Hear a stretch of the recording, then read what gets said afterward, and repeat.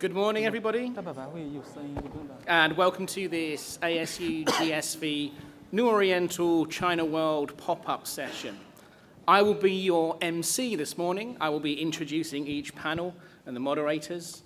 You may at this moment be thinking, this is a little bit strange. We're in California listening to a series of pop-up sessions about education in China. So why has a strange Englishman been chosen as MC? Well, the reason is simple. I've spent the last 2 decades based in China, working in the education industry on many levels. And for 14 of those 20 years, I've worked with the New Oriental Group. So many of the speakers and moderators this morning are colleagues of mine and close friends of mine. So I'd like to kick off the session this morning, first of all, by thanking ASU GSV once more for the opportunity to partner with them. And first of all, then, I would like to welcome Mr. Michael Yu, someone who I'm sure most of you are very familiar with. But if you're not familiar with him, then I only need to say, within the China education industry, he's so iconic, they literally made a film about him. Mr. Michael Yu.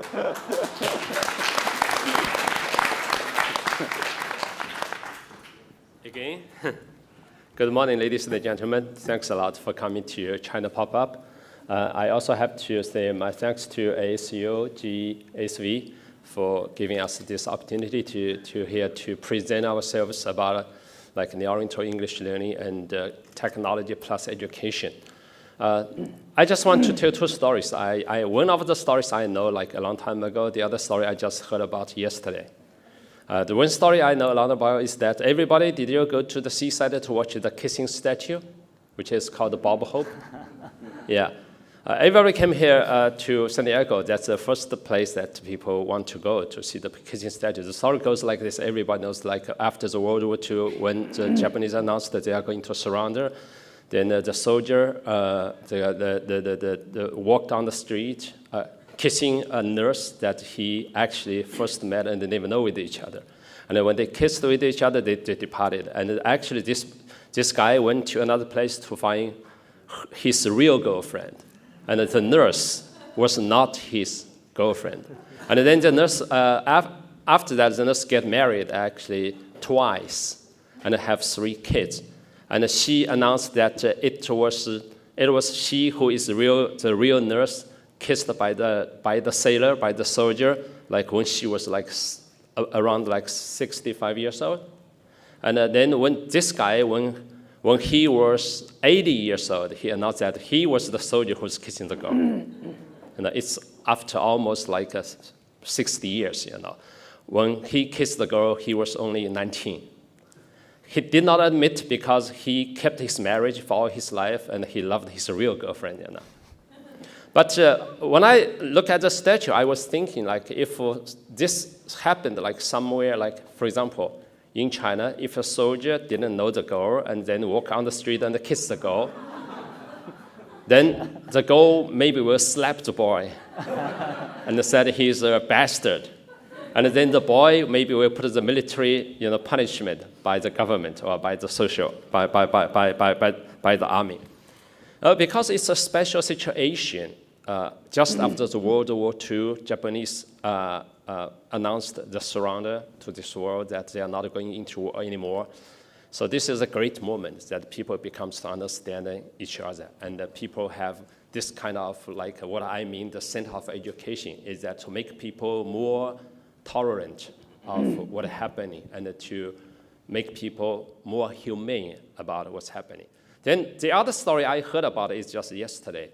A sailor who, we rented a boat because I think the sunset of the San Diego is really beautiful. So we rented a boat. I put an Oriental people into that boat.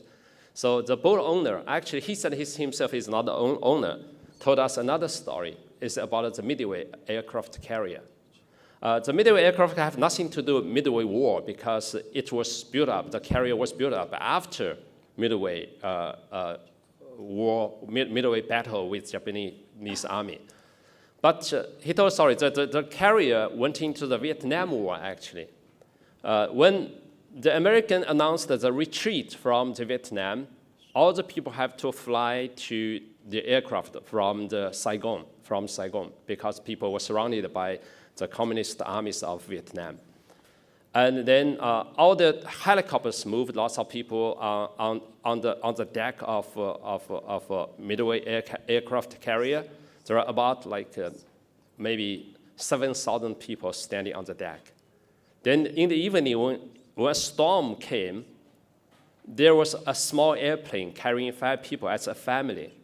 The father is flying the airplane with his wife and with 5 kids, all together, 7 people with 5 kids staying in that small airplane, flew out from Saigon, want to land on the aircraft. But the aircraft is crowded with people and with the helicopters. And the people can move to the next deck. But how can they move from the helicopters? So the army commander, the carrier commander, decided to shuffle off all the helicopters into the sea in order to clear the runway for that small airplane to land on the carrier. They shuffled about 10 helicopters into the sea, because they think the helicopter does not really need it because the war is already over. So they think people's life is more precious. So they cleared the runway, let the small airplane land on the aircraft, saved 7 people's life. But they destroyed the value of about $60 million helicopters into the sea. That means people's life is much, much more precious than anything else. Nowadays, we are cherishing animal life. We cherish the life we are living here in this world. We try to let everybody understand each other. But still today, we have lots of battles, lots of conflicts between different religions, between different society, between East and the West. So what we are here today is for a better understanding of different nations, a better understanding of different culture, a better understanding of different ways of living this world. How can we keep our difference, but we can still, for everybody from different cultures, living a better life and a peaceful life, a mutual understanding life, actually. That's all education is about. So today, the China Pop we are talking about is about 2 things which can make people understand each other better. One is language. There are 2 main languages mostly used by this world. One is English, which is a truly global or international language, I think. You can see I'm not speaking Chinese. Even my Chinese is much better than English. But there are another language called the Chinese language, which is always being used by 1.5 billion people all over the world. But mainly, up to today, it's still a local language, mainly in China. But no matter what language are you using, the function of language is not language itself. The function of language is to communicate, to carry messages, especially those good messages to other people. So even you cannot speak any English or you cannot speak any Chinese, my gesture, my look in my eyes can express my kindness, my hospitality, or my hatred. You can express anything from your body language, actually. But still, English is one of the best languages that can carry your message to other people all over the world. I can only speak English, though I learned some French in my university, but I forgot them all. But I still can walk all over the world, including Arabian countries, including Africa countries, and everywhere. If I can speak English, I can get served with food, with bed, with hospitality, with everything. So that's why New Oriental is still doing English language teaching, one of the biggest. I think should be the only biggest English language training institute all over the world, because we have more than 2 million students study English in New Oriental every year. Because I totally believe that language is not language itself. Language is all about understanding of human beings. And then another thing we are going to talk about today is about technology, AI, artificial intelligence, because we know that there are 2 things that help people most in our life. One is, communication. The other is technology. Technology helps us to communicate more easily. With an iPhone, smartphone, we can use WeChat, we can use WhatsApp, we can use whatever we want to use to communicate those people that are far away from you, to carry out a message that you want to carry out. So with technology plus education and plus language, miracles happen. So I hope that today, when we are talking a lot about this, we can discuss new ideas, new miracles that make all of us here better, make all of this world a better place to live in. That is our destination. That is what we want to do our best. So thank you very much. So enjoy this session. Thanks.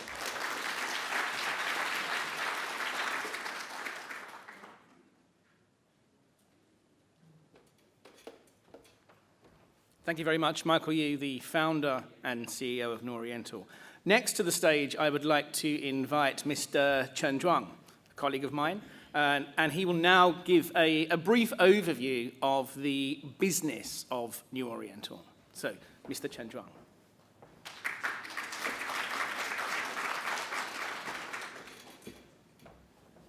Good morning, everyone. It's such a big challenge for me to speak after my chairman.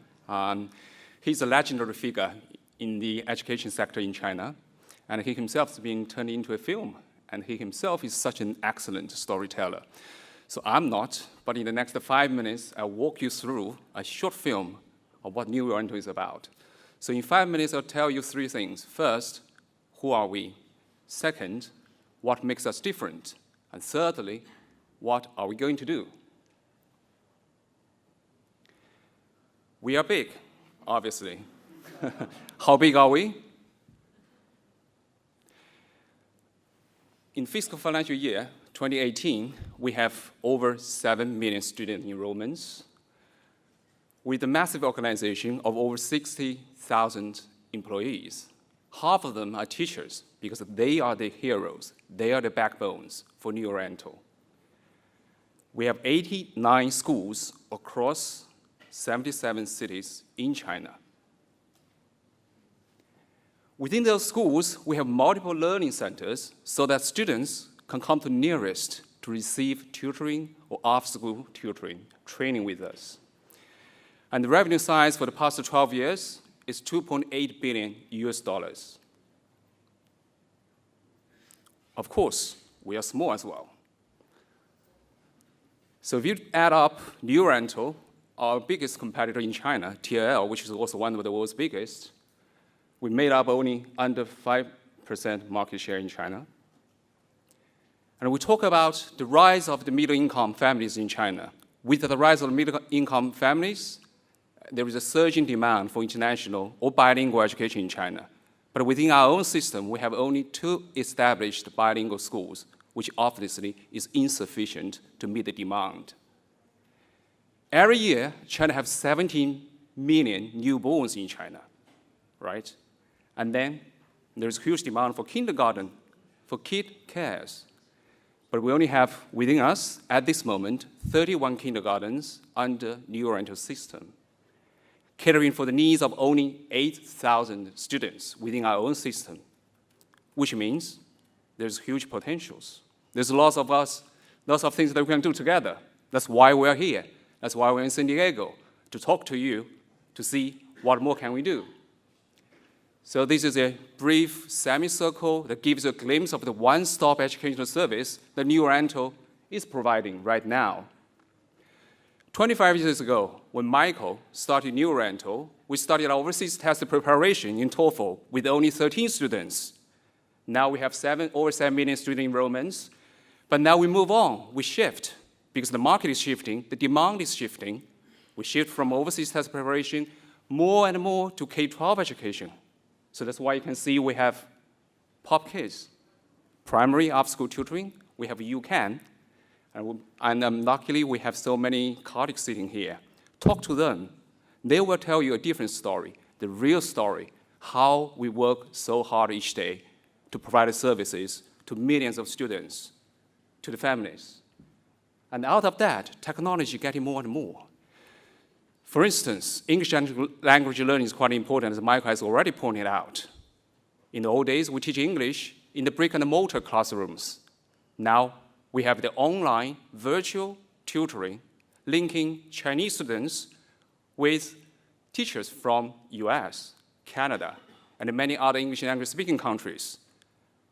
I'm happy to have my colleague, Mr. Chao Lei, the CEO for Bling ABC, which just started not long ago, to quickly build up their customer bases because they meet the demand for young children aged between 4 and 12 to receive the pure, authentic English language live at the fingertip. Give you a very glimpse about the revenue share. That will give you a snapshot of what we're doing right now. Obviously, K-12 is very important. That's what the Chinese parents and children care very much about that. Over 60% of that, still growing. English language learning is how we build our businesses. Our brand is strongly associated with, and we are proud of that. We're strengthening our leading position in English language learning, test preparation, but not only for cracking the exams that to help Chinese students to study in the US, more and more we are aware that the skills, once they're already on the campus in the US, can really survive and thrive in the foreign campuses. So that's why we're paying more and more attention to skills capacity building when the students are very young with us. More and more technologies, as I said, in the classroom. So this is one example, which the mobile technology we can link very efficiently with parents and schools to give them a quick, immediate overview of how the children have been learning with us in the classroom.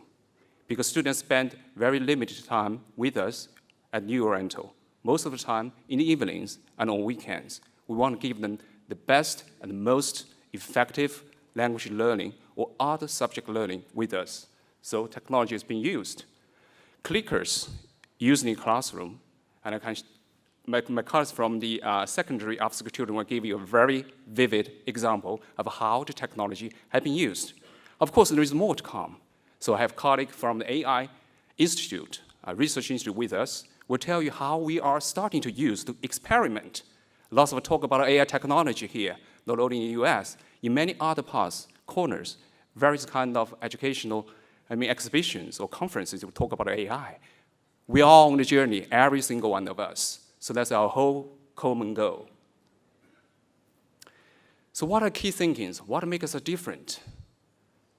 When we talk about New Oriental, said, okay, we know you are training after-school tutoring. Yes, we are, because that's the first order demand that you have to meet. If you cannot give them a better, efficient way to improve their schools, which restrict the potentials, then the parents will not send their children to study with us. But of course, as Michael said, we need to go beyond teaching, which is about education. Michael has already, explained what does that mean to New Oriental and to him. Teachers, of course, are the backbones, as I said. Without them, nothing will come through. Students is everything that we do at the core, at the heart of all our services.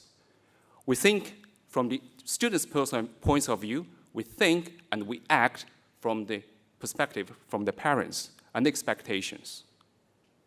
Technologies, as we emphasized again and again. 25 years ago, when we started, there was no internet even. But now we talk lots of different things. Big data, cloud, machine learning. Lots of things are happening very rapidly. New Oriental was why we're here. What makes us different? Still, 25 years history, very young compared to many other big organizations in the world, but we are the oldest. We are the most established, providing the one-stop educational service in China. So talk to us. We have loads of experience to share. Then we have a wide range of diverse businesses covering not from cradle to grave, but to age 0, at least to age 30 plus. The growing path of a human's life, right? We want to focus on that. Technology-driven, more and more technology. I couldn't emphasize more. And my colleagues speaking after me were sharing their learning experience in AI. My personal story, I said I don't have a very splendid or exciting story, but I have my personal story. More than 20 years ago, I studied with New Oriental. At the time, To every classroom, New Oriental, there's a slogan, which is that, hew a stone of hope out of a mountain of despair, and you can make your life a splendid one. I like that. It's quite inspiring, but I have to admit, it has a heroic sentiment, right? It suggests you need to bite your teeth in order to achieve something. I like this one as well. It's short, it's simpler, but it gives you more hope, more inclusive. We embrace in the world. We want to make you a better version of yourself.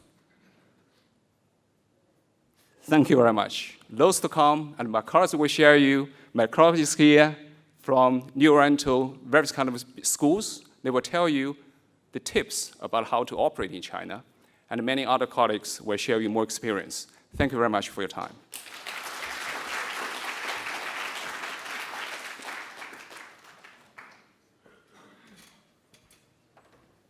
Thank you very much, Mr. Chen Zhuang.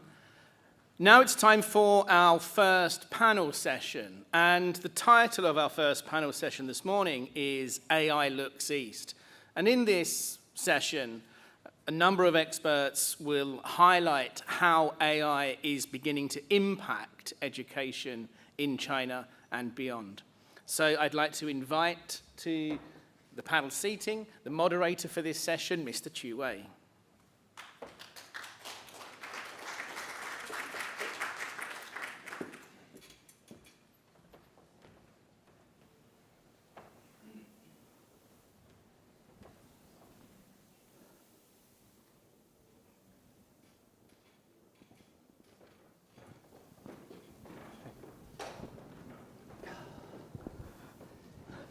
Good morning, everyone. My name is Wei Q from New Oriental AI Research Academy. It's my great pleasure to moderate this panel. So we have three founders here, Mr. Qin Long, Mr. Chen Qing, and Mr. Yuan Miao. So let's start. Could you give a short introduction about yourself and your company first, please? Good morning, everyone. My name is Long. I'm the co-founder and CTO of ThinkSound. We are using AI technologies to help students learn English better. I was living in the US for 10 years before founding ThinkSound.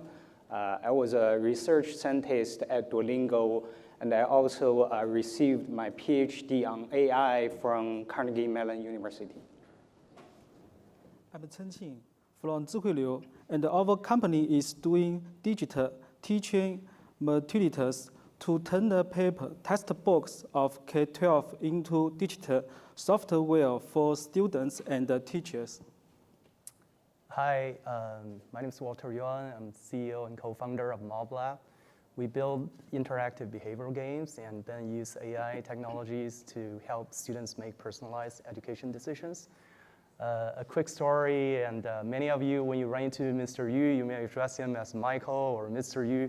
I have to call him Professor Yu, because I took my first college English class from Professor Yu, and then later on I took my TOEFL with him. And so a lot of my going to study abroad, owing to the precursor of New Oriental. And then almost 30 years later, and Mr. Yu and Professor Yu and his colleagues at the Strategic Investment Group also invest in MobLab, the company I'm helping to build. So a lot of my journey has been credited to help with New Oriental. Yep, me too. I had the same experience.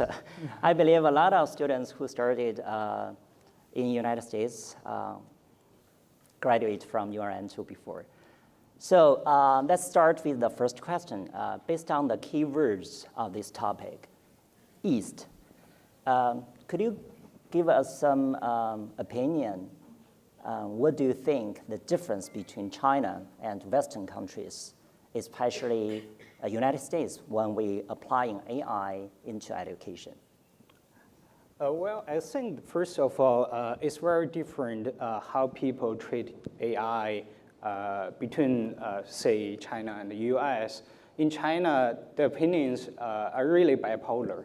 Some people will think, well, AI can solve everything, every problem they have, while the others think AI just may be a matter of marketing tools. Well, in the US, back to Duolingo, where I was at Duolingo, what we do is we don't really think AI is something like you have to put into a product. What we do is we will think about whether this technology will help the users. How would they help the users? Does it improve the learning, or does it make the user come back more often to our apps? So that is something, that's the mindset.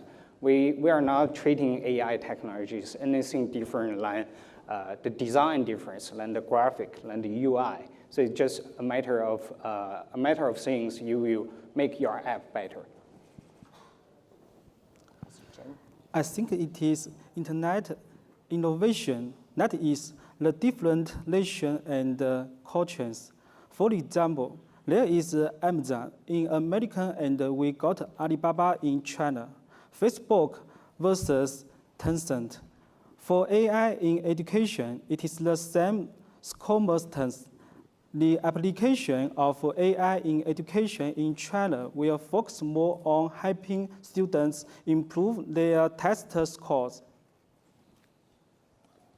When you think about the two countries, I think, at least at this point, US still has arguably probably the best education system in the world, and it's probably most technologically advanced country. And so there's probably naturally less incentive for the government to invest more in, say, AI-powered education. Whereas in China, I think the government has very strong incentive to help the next generation to become technologically more competent. And also that incentive is from bottom up as well. Parents, I think, are very anxious to make sure their kids have access to the best possible education opportunities. And then when you think about the, like my colleague Qing just said, the education system is fundamentally different. China's, the very well-known college entrance exam is very different from how the Chinese, the college application process works here in the US. So inevitably, when you think about applications of AI in China, it's very much, like Qing just said, score, test, performance-oriented, whereas in the US, you can think the AI approach can be focused on a much broader range of interventions. And the next thing you think about, when we talk about AI, you have to think about data. I think, US, the data collection is probably much more matured and open and organized. And China, volume is huge, and we have order of magnitude of students than probably anywhere else in the world, maybe outside of India. But the data is there, probably lack of digitization, lack of organization. So I think how to make sense of the data is still a challenge. And without that open access and transparency, it makes open research on AI more challenging in China. And also, when you think about how AI can change education in the two countries, probably in the US will be more bottom-up, more democratic, more privatization through individual companies like many of us here. But in China, I think it's more of a top-down systemic approach. And then finally, I think there are advantages bringing AI to education in China. When you have a tremendous amount of capital pouring into the field, hundreds of millions every year, and then you have a huge amount of data available from 0 to 19-year-old and beyond. And then you have a government which runs a very unique socialist market economy where when they want to do something, they can be very swift and decisive. I think these are all advantages for bringing AI to education in China. Thank you. Very good insights. I really agree. Although the education system and data, they are quite different in two countries, but AI technologies are almost the same and should be shared internationally. So my second question is about AI virtual teacher, which has received much attention recently. How do you think AI teacher, the current status in China, and what's the next development? Could such kind of technology replace the real teachers in the near future? So I'm the tech person, so I will say it from the technology background. I think the tech is not there yet. So to be honest, speech recognition is not perfect. Spoken language understanding is really hard. And you're talking about kids in very young age speak a second language, English, of course. So there are a lot of errors the technology cannot handle. And the user experience of such product is actually quite poor, I will say. I mean, even Alexa, even smart speakers, after talking to Alexa for maybe 5 minutes, you will think, oh my God, this AI is dumb, right? So I think, to be honest, currently the tech is not there yet, but in future it has really, it has, you can imagine if we can do this, how the technology can really change the whole horizon of education, especially language education in China. If the current companies building the products, if they can be patient, if they can keep improving the technologies, the products, make it to be more useful to the users, to be more user-friendly, I think there is a chance, there is hope, like we can do this, but probably not in 2 years or 3 years. I will say maybe between 3 and 5 years, and let's already be really optimistic about the time. So yeah, I think there's hope, but not now. Okay, Mr. Chen. There are two problems in K-12 field. One is that the supply of good teacher is scarce, and the second is the cost of supply good teacher is very high. I think AI virtual teacher has great value in solving these two problems. Yeah, I really agree with my colleagues. There are examples now where AI can really help teachers. For example, VIP Kid has AI-based TAs that would help students personalize their homework, their classes. Liu Li Shuo didn't have AI TAs or teaching assistants, but they build virtual teachers. But I very much agree with my colleagues here. I think at this point, AI is still playing a role of supplementing and enhancing human teaching. Good. Although there are still many limitations in this area, but looks like AI virtual teacher will be a very, very promising direction for applications in education. So another question is about data privacy and security. I think I heard a lot of discussions in this conference about this issue, especially when talking about AI. So how do you think this issue, especially in education, when we using AI technologies, please?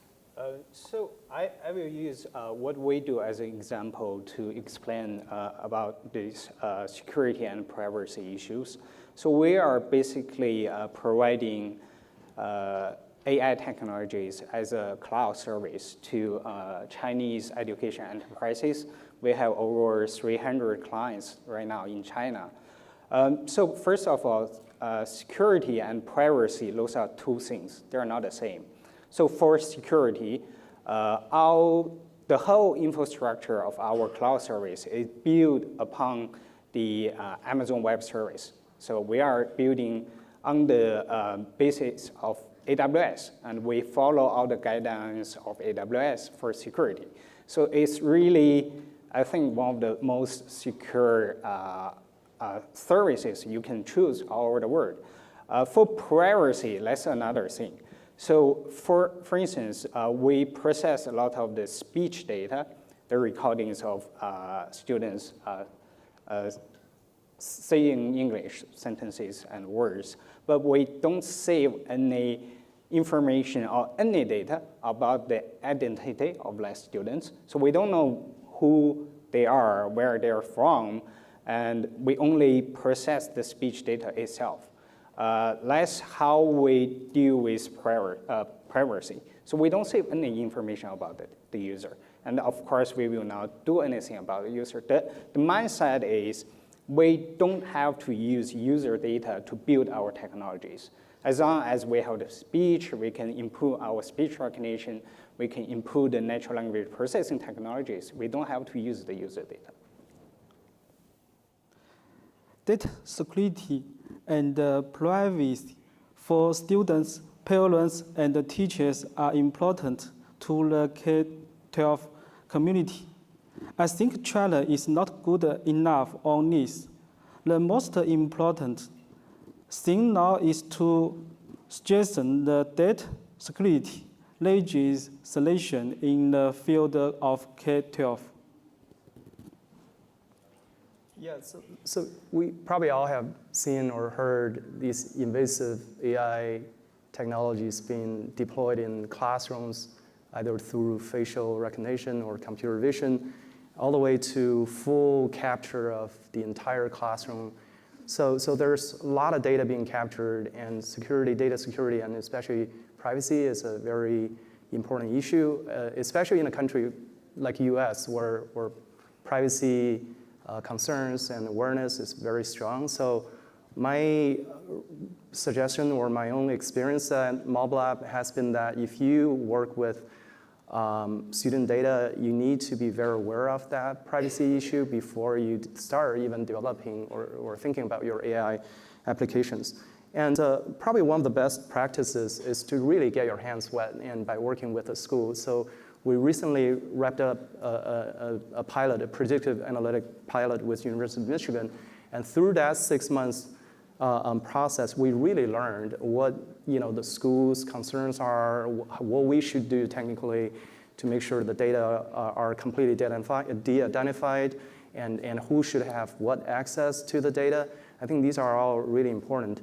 But just to end this on a brighter note, I think there's also a fundamental cultural shift. I think if you look back 20, 30 years ago, it's just unfathomable for someone to give up or give away so much data. Like people see, what hotel I book, what flights I'm going to take, and my health data. But the new generation or generations to come, I think they embrace this kind of data norm much better than, say, someone like me who grew up in the 70s and 80s.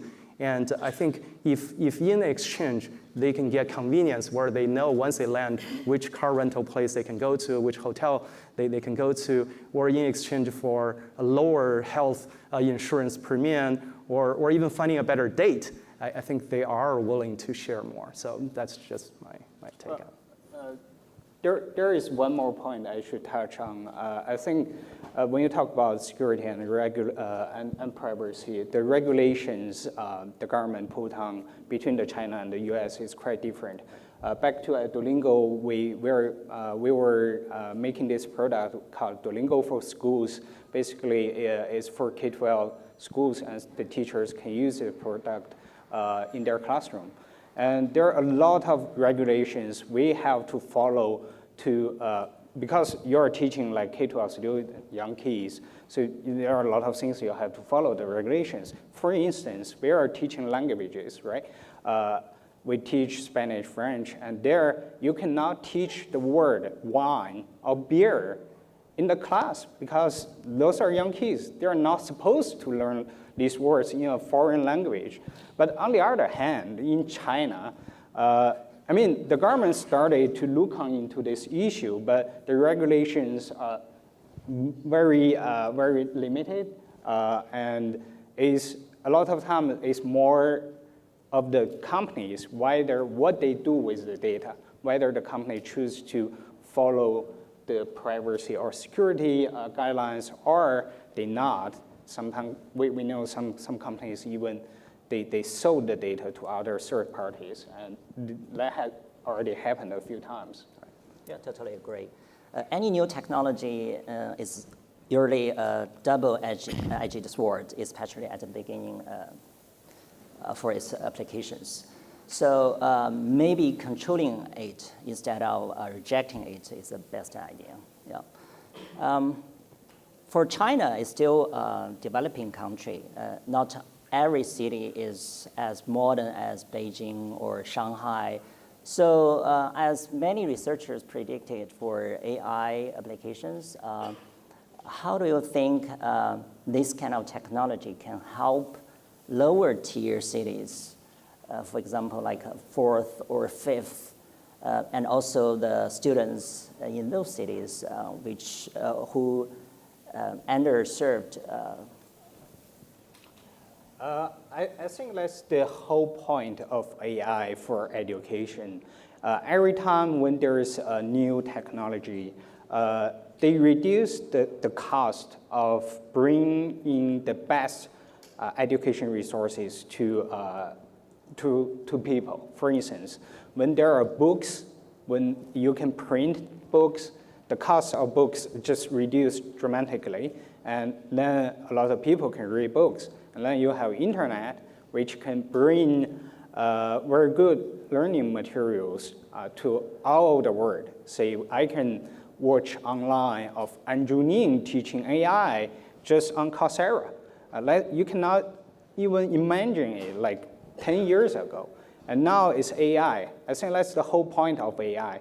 We are not just building AI technologies for the most affluent families. We are building it for everyone in China, for every student, every family in China. It's not just the first tier cities, not even the second and third tier. It's the fourth, fifth, sixth, and even the remote area, the rural area. As long as they have internet access, they have a mobile phone or they have a PC, they should be able to use AI to learn, to help them. I think that's how I started the company. That's why I do this. Mr. Chen? In my opinion, AI is the only and optimal solution to save the problem of unbalanced education resources in the future. AI doesn't provide the best teachers, but it does provide a lot of teachers above average. The only thing I want to add, probably, if you were in the morning session with Professor Michael Crow, he showed this slide where there's such a compelling and strong negative correlation between the percentage of students receiving Pell Grant and then the graduation rate. And I just want to emphasize negative correlation. So there's definitely a need to help serve, especially through technology, to bring the best teachers, best content to students who are underserved, underprivileged. And also, the economics sometimes we overlook, we're unaware of. The economics actually is there as well. If you look at a recent report by Morgan Stanley, they surveyed the households, say, from tier 3 and lower places in China. Actually, the consumption gonna increase by threefold from, say, last year all the way to 2030 to reach $7 trillion. And then you compare households in these less served places compared to tier 1, tier 2 cities, they actually spend 19% more on education. So for those of us who think that we only need to focus in places in Beijing and Shanghai, we may want to think twice. These other places may have a bigger market, may have a stronger willingness to pay as well. Sounds very positive, huh? Okay, we all hope AI can give more opportunities and benefits to students, especially in small cities, right? So since we only have 3 minutes left, could you give a brief vision about how AI can change the education industry in China in 5 years? Well, I hope in 5 years, or maybe sooner, AI can bring the best education resources to every student in China. No matter who you are, no matter where you are, you can get the best education resource. You can receive the best education. I hope that can achieve even sooner than 5 years. I think the change AI can bring to China's K-12 education in next 5 years is limited. But if put into 10 years, I think the change is huge. The biggest value of AI education for China's K-12 is to make education fair. Oh, just want to add on to what my colleagues already shared. I think one particular area I think AI can really be helpful is grading and evaluation to make that more consistent, more robust, more accurate, and at the same time alleviate or free teachers to do more inspiring, creative work. And I think personalized, this is something that MobLab has been doing in the past year or so. I think personalized guidance and recommendations through AI and behavioral data to help students tailor their education path so that they can find what's more suitable to them at an individual level, what classes they should take in high school, majors and schools they want to apply to for college, and eventually career choices and find life happiness. And then finally, I think AI, this is my personal experiences through my work at MobLab. I've traveled, I visited a lot of campuses, and I've run, this is a particular phenomenon in North America. There are these mega schools. If you haven't visited any, go visit some. There are campuses that host 40, 50. Arizona State has probably over 90,000 students. So this is where schools want to provide these students, especially those students most in need. They're falling behind. They're on the verge of dropping out. Schools want to help these guys, but it's hard to find them through human eyes. But this is a perfect problem for machines. So this is where I think machine learning can really help schools to pinpoint, how to better allocate school resources and how to develop more effective interventions for these students. Thanks a lot. We hope we can work together, building the relationships, collaboration with you between your and two. Let's change the world, change education by working together, by using such kind of technology like AI. Thanks a lot for attending this panel. Thank you.